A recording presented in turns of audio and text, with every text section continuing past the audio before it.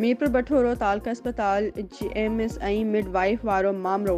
MS ख़िलाफ़ midwife जे वारसनि ऐं सियासी समाजी तंज़ीमुनि पारां अस्पताल जे गेट अॻियां धरणो हणी एमएस हटायो, अस्पताल बचायो जा नारा हंया।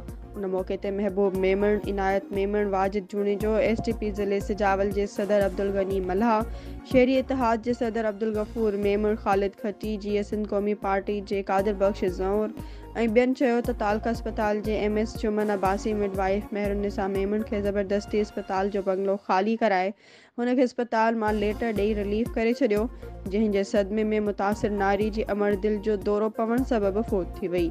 हुन सिहत खाते जे वज़ीर खां मुतालबो कयो आहे त नोटिस वठी मामले जी जांच कराए एमएस ख़िलाफ़ कार्रवाई कई वञे। ॿिए तरफ़ एमएस मोहम्मद जुमन अब्बासी मीडिया खे ॿुधायो त हिन खे अस्पताल में ईंदे 2.5 महीना थिया आहिनि।